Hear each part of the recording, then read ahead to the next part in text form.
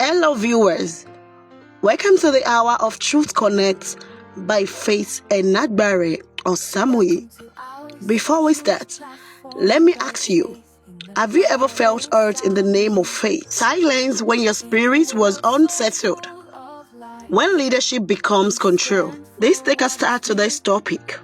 Spiritual tyranny, spiritual abusers or religion abusers. Let's talk about spiritual abusers who use religious or spiritual belief to manipulate, control, or harm others. They are often described as spiritual predators, religions abusers, or practitioners of spiritual tyranny. They may be termed whitewashed terms, hypocrites, or charlatans who leverage religion's position to mask emotional abuse, trauma, and exploitation. Other terms and descriptions often associated with spiritual abusers include pastoral malpractice, misconduct by spiritual leaders, spiritual oppression, creating a sense of fear or pressure, cult leaders or controllers, demanding blind loyalty and controlling behaviors, energetic predators. In some contexts, individuals who use spiritual energy, wolf in sheep's clothing, a religious figure who appears righteous but is harmful, spiritual narcissists, using spiritual to fuel their own ego and control others, evangelical magazine. Common actions contributed to those abusers, including gaslighting, demanding absolute submission, and using spiritual language to shame or isolate victims. Now let's go deeper. Spiritual abuse is a form of coercive control, where someone uses religious texts, beliefs, or spiritual authority to manipulate, shame, or dominate another person. It exploits a person's faith and vulnerability to cause psychological damage, often leaving victims questioning their self-worth and their relationship with God. What are the common signs and behaviors? Firstly, misuse of authority. Leaders or partners claiming a divine right to unquestioning obedience. Number 2, weaponizing scriptures, twisting religious teachings to justify abuse, shame, or enforce compliance. Number 3, isolation, cutting victims off from family, friends, or outside support system under the guise of spiritual purity. Number 4, control or coercion, forcing participation in rituals, controlling how a person dresses, or demanding strict adherence to rules. Shame and threats, threatening divine punishment or excommunication for questioning the abuser. Let's talk about where it occurs.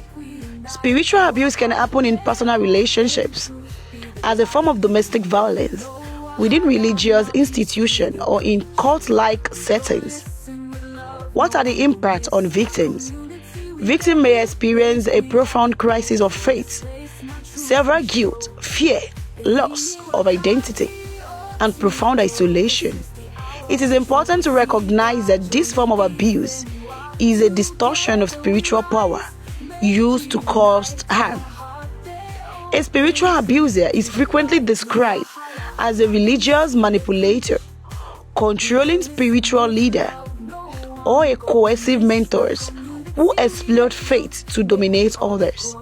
These individuals, sometimes identified as toxic spiritual leaders or cultist influencers, use theological concepts to demand blind obedience, justify abuse, and isolate victims, resulting in religious trauma. Other terms to describe a spiritual abusers include spiritual abuser or manipulator.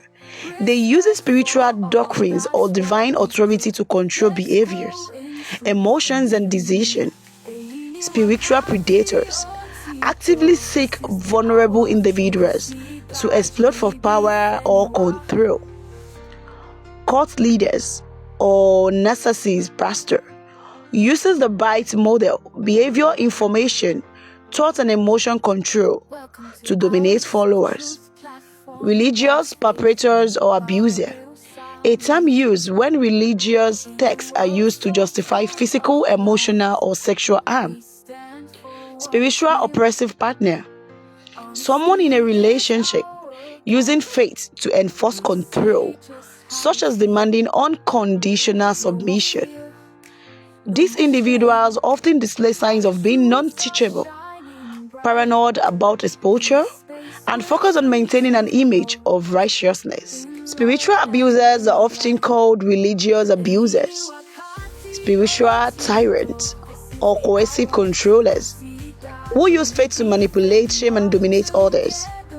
Other terms include spiritual predators, wolves in sheep clothing, or religious extremists. These individuals often engage in pastoral malpractice, spiritual manipulators, or abuse of spiritual authority. Key terms and synonyms: spiritual tyranny, oppression. They emphasize the misuse of authority. Religious abuser, a direct synonym focusing on the misuse of religion beliefs. Pastoral malpractice, often used when leaders, such as pastors, cause harm. Spiritual predators, highlights the predatory nature of the abuser. Wolves in sheep's clothing, reflect religious hypocrisy. Mystical coercion, using spiritual language to dominate. Energetic predation, using spiritual or new age context. What are the common abuser behaviors or alternative names? Gaslighting, making victims doubt the perception of abuse, sometimes called questioning God authority. Shaming, condemnation, using religion rhetoric to induce guilt.